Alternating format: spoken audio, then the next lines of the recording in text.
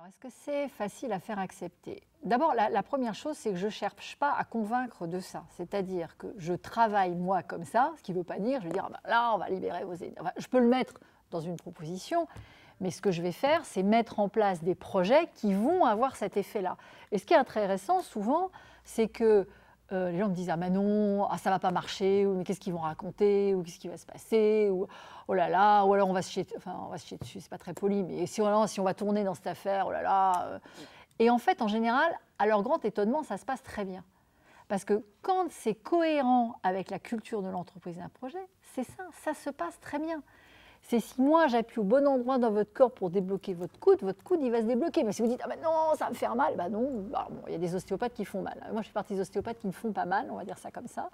Mais d'appuyer au bon endroit, de faire les bonnes choses, ça s'ouvre. Donc après, à des dirigeants ou à des équipes curieuses, je peux leur raconter. Je dis, bah oui, parce que c'est ça qui vous convient aujourd'hui, c'est ça qui va vous faire du bien. Et comme ça vous fait du bien et ça vous permet par exemple de mettre des mots collectivement sur quelque chose, alors ça se passe bien et alors ça libère de l'énergie. Voilà.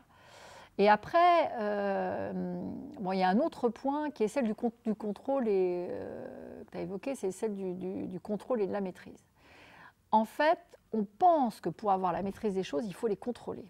Ce qui est archi faux. Le contrôle, c'est je vais bien vérifier que machin fait ça, tous les jours, c'est le rêve quand même d'un certain nombre de managers, hein, il faut le dire. Je ne dis pas de dirigeants, parce que dirigeants, c'est comme ou de même de personnes d'ailleurs. Ils veulent contrôler, s'ils ne contrôlent pas leur travail, ils veulent contrôler leur vie. Ils veulent que leurs enfants, leurs conjoints se comportent exactement de cette manière-là, tout le temps, pareil. Enfin bon, c'est horrible, hein, donc voilà. Mais parce qu'il y a une peur derrière qui a, ah, oui, mais si, qu'est-ce qui va se passer? Or, moi, ce que je propose, c'est un processus d'accompagnement qui est basé sur la maîtrise de ce qui se passe. Maîtrise ne veut pas dire qu'on contrôle tout, mais qu'on fonctionne par étapes, que chaque étape, on sait quel objectif qu'on veut atteindre. Quand on a cet objectif-là, on passe à l'étape suivante. Et curieusement, alors c'est là où parfois j'ai du mal, c'est que tout le monde dit que ça va prendre beaucoup de temps, et en général, c'est beaucoup plus rapide.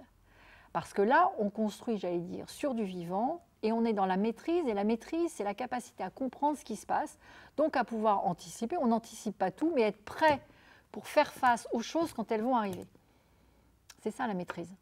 La maîtrise, ça nécessite de la compréhension, ça nécessite du métier, et surtout, enfin, je dirais, une très bonne appropriation de tout ce qui va être en jeu dans ce qui se passe. Un peu comme, on va dire, un protocole médical sur quelque chose qui serait mal connu.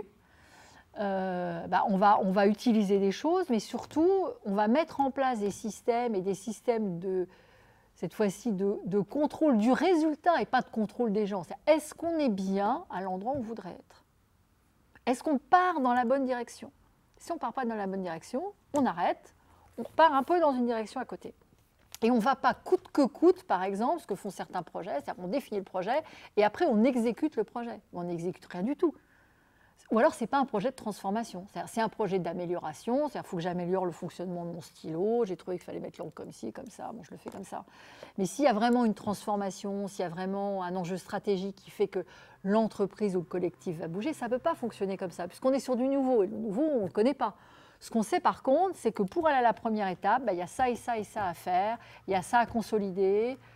Peut-être que déjà, il faut que les gens croient en projet, qu'ils pensent que c'est possible, parce que si tout le monde pense que ce n'est pas possible, ça ne marchera pas. Vous voyez, ça, c'est la première étape. Puis après, il y a une deuxième étape, puis une troisième étape, etc. Et là, on est dans la maîtrise. Donc, on est dans le processus.